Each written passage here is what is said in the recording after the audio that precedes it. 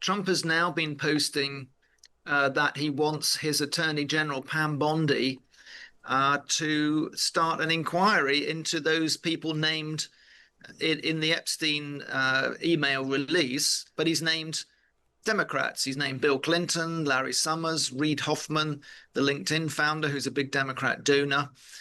And no, he hasn't named any Republicans in his post. Donald Trump has yet to reply to the BBC's apology for the panorama edit of his January 6th speech. The corporation has rejected his call for $1 billion in compensation. Meanwhile, on Truth Social, President Trump has announced he will ask the Attorney General and the FBI to investigate Jeffrey Epstein's ties to many high-profile figures, including former President Bill Clinton. The documents released by the Democrats included emails to and from the paedophile Jeffrey Epstein that named Trump. He denies any wrongdoing. Well, we're now joined by Hal Lambert, who's a former member of Trump's inaugural committee. Good afternoon, Hal. Good afternoon, Kathy. Thank you very much for joining us.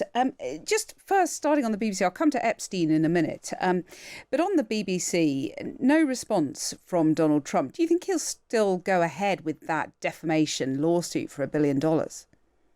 Well, I'm sure he's having his legal team look at it. And, I think if there's a case there, he probably does move forward with it because, he's done that here in the United States. And there's media outlets that are doing these things. And, the BBC apologized, but it was pretty obvious that they edited it to make him look like he said something that he didn't. And well, he did say it later. He said it later in the speech, didn't he? That, but it was the splicing together that was the problem, wasn't it? Yeah, because when you splice something together, you don't have it in the context of which it was said. And, it just it's one of those things where this happens over and over again to not just to President Trump, but to many Republicans. And the media, as we all know, is mostly in the left camp in the Democrat Party in the United States, and they're doing it to help their team. And this happens all the time. They did it in the United States over and over again. Well, and it certainly happens on a global scale too. Well, as you know, that there are impartiality rules that BBC journalists are obliged to sign up to, and Ofcom, the broadcasting watchdog, administers those. I wanted to come back to what you said about if there was a case for Donald Trump to sue, because that is, the $1 billion question, isn't it? Because the BBC has apologised profusely. The programme is not being shown again. It wasn't shown in the US in the first place, and he was elected soon after, Donald Trump was. So doesn't that show that no harm was done to his reputation?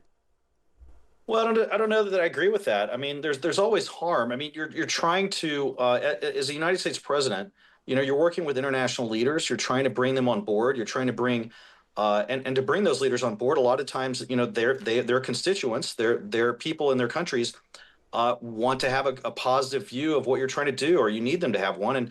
And if you're splicing and doing things to create a negative view of that person within a country, it hurts global diplomatic relations, quite frankly. And so I don't know that there's no damage. Like I said, this is probably an international law question as well. So it gets very complicated. But like I said, I think the attorneys will look at it and then they'll decide. Well, whether or not that there is a case and that he would likely win such a case, what good would it do if British taxpayers were paying out to a man who is already very wealthy to the tune of $1 billion? Well, it might cause the media around the world to have some impartiality and actually have people on their staff that are part of both political parties. How many people at the BBC are members of the Tory party? Right? Well, I don't know the answer to that question, but what I would do guess know, probably none.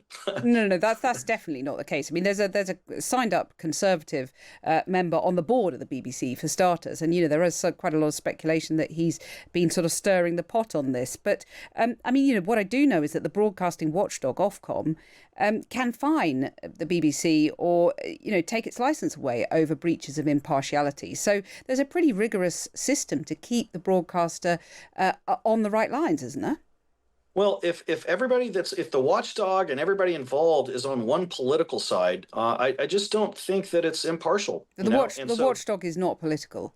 It is an apolitical institution. Individuals have to be, if they're on a watchdog committee, most of the time individuals are political. And can they set their political views aside? Sometimes they can and sometimes they can't. Well, let's move on to the other story that is making huge waves, your side of the pond, and that is the Jeffrey Epstein saga. I just wonder if the president is so sure that these Epstein emails are a hoax, as he puts it, why won't he take questions from reporters on it? It just fuels the story, and I've looked at what was released. And the whole story is, Trump was discussed in Epstein emails. Well, guess what? President Trump was running in 2016 when some of these emails came out. He was president during some of these emails. He was on everybody's radar. He was in everybody's emails. He was on everybody's thoughts. He was on every newscast. So, the fact that Epstein was emailing about Trump is not surprising. And most of all of, if all of it, was negative towards Trump. So Epstein clearly didn't like him. And, he was conspiring with reporters and others to figure out a way to create problems for Trump. And in fact, there's emails in there where he was asked when President Trump was president that he was going to, give some information to the Russians on how to deal with him. I mean, Epstein was not a good guy, as we know. Well, And yeah, clearly, but so there's nothing to fear. You have nothing to fear, and Donald Trump has nothing to fear if the files are released next week.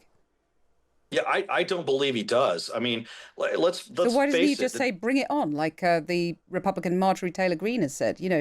Just let these files out. It's a good question. Perhaps, let's put it this way. If there was anything massively damaging towards President Trump, the Democrats would have released it. I mean, they did everything they could to stop him from being reelected. They put him in jail. They indicted him 3 times. I mean, they were going nonstop. You think they would have held back on some Epstein information? They wouldn't have. Right. So would you say release those files? I'd be fine if they were released. I suspect that maybe one of the reasons they aren't released is because there's some potential intelligence information in there that they don't want to be out there that they discovered. That would be my guess. You could always kind of try to redact it, but you just never know what's in there that could be embarrassing for allies or others. That's perhaps the reason. So we just don't know, but there's clearly a reason, and I don't believe that reason has anything to do with something embarrassing to President Trump. As you notice in these emails that have been released, there's no communication with President Trump, whether text or email. There's none. These are all just about him to others. And most of it, like I said, is ways to sabotage President Trump in general. It's interesting because, I mean, you seem to be taking the position of Marjorie Taylor Greene, who says she doesn't understand Donald Trump's pushback against releasing these files. So why do you think it is that only 4 Republicans have signed that petition calling for a vote then? I mean, you talk about intelligence concerns, but is there a point perhaps that there's a split now in the MAGA movement that, might end up being quite destabilizing for Donald Trump? Well, the reason I say it is because I think when you have both parties, the Democrats didn't release it when they had it for 4 years, and it hasn't been released now. It seems to me that would lead me to believe it's an intelligence issue, and that's why they're not wanting to release it in general. So those that call for it, and again, I would say I'm fine with it, but only to the extent that it doesn't disrupt some sort of intelligence information and intelligence agents that we maybe have in the field. I don't want that to happen. So I can't speak to it because I don't know what's in it. I think the people that know what's in that report should be the ones that should be commenting on whether it should be released or not. Are you concerned that the MAGA movement seems to be sort of fracturing somewhat? Does that bother you? I think there's other things that the MAGA movement's more focused on than the Epstein files. I mean, that's the Democrats have brought this back into the front of the story section now because they leaked out 3 or 4 emails, which they are prone to do. They love the Epstein story to be front and center. There's so many more important things to focus on. So no, I don't believe this is going to be a split in the MAGA movement in general, because I think people realize like we have some serious things we've got to focus on, and this is just not in the top 10.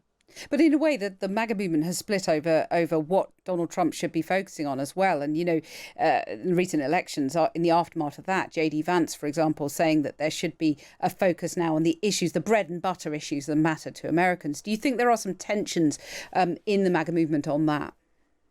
No, I think he was commenting on what seemed to work in these elections. Now, as a reminder, these elections were all in very deep blue states, very deep Democrat states. So they won their own elections. So let's just be clear about that. But the focus, the main thing that seemed to be out there was high costs, still high costs out there. And although inflation has been brought way down to a very manageable level, prices are still very high for people.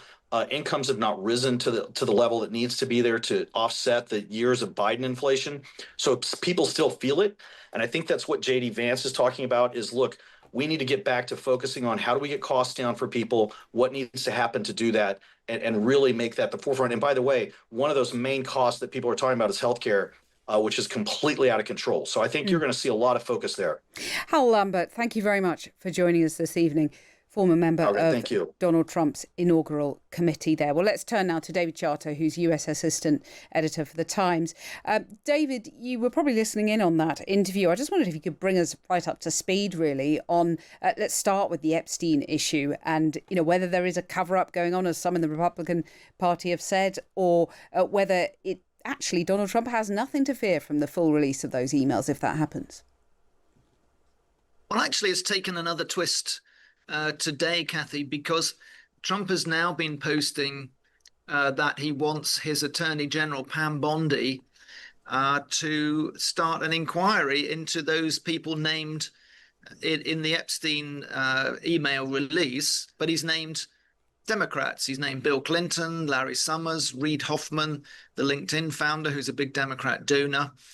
And no, he hasn't named any Republicans in his post. And it's an absolutely fascinating U-turn from President Trump, who basically went along with Pam Bondi, the Attorney General, about 4 months ago, saying the case was effectively closed and there was nothing to see here. She'd reviewed the files and there was nothing to see. Of course, the reason for this change of approach by Trump into now trying to use the Epstein files to his advantage rather than calling them a hoax, is that it's becoming inevitable that the House of Representatives will next week vote on a bill to force the Trump administration to release all the remaining Epstein files that it's been sitting on, despite many prominent figures who are now in the administration saying during the election campaign, we will release them when we come to power. And do you think that vote will go the way of ensuring those files are released? I think these posts today by Trump show that the calculation of the White House is that the vote is inevitably going to be to release the files. And we've seen not just the 4 Republicans who joined the petition, the Marjorie Taylor Greene and Lauren Boebert, Nancy Mace, Thomas Massie, who have all along been in favor of it and made a small majority in the House, a majority of 1.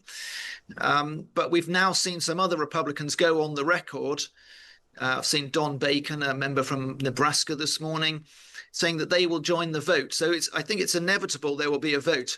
What we'll be looking for is how big that vote is, because there's a lot of grassroots pressure from the MAGA movement for the Epstein files to be released. It's one of the areas where there's a real fault line between Trump and base, because the Republican, so all the polling, I saw a poll just from a couple of weeks ago, an Ipsos Mori poll that showed Republican support and approval for Trump at 90%, but within that, approval for his handling of Epstein case was just 40% among Republicans.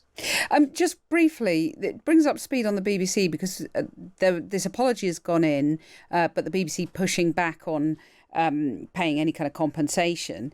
What's been the response, if any, from Trump and his aides on that today? So it's been pretty quiet today, as this day that they set as an informal deadline, really, to decide where to go with this on the White House. But bear in mind that Trump told a Fox News interview a couple of nights ago that he felt an obligation to sue the BBC. That was his word. And the basis of it, he keeps referring back to the case against CBS and 60 Minutes, which was during the election campaign. They edited one of Kamala Harris's answers in an interview with Kamala Harris, and they swapped out a rather poor, stuttering answer from Harris and put in a more lucid contribution from her that made her sound a bit better at answering the questions. And Trump Trump claimed $10 billion in that lawsuit. In fact, he increased it to $20 billion. In the end, he settled for $16 million, 16 million. So you can see how he goes in with the absolute Maximalist. playing for huge amounts of money, eye-watering sums, and you can see how he settled in that case. I'll say that, and the money went towards his presidential library. Fascinating. David Charter, thank you very much for joining us with that analysis.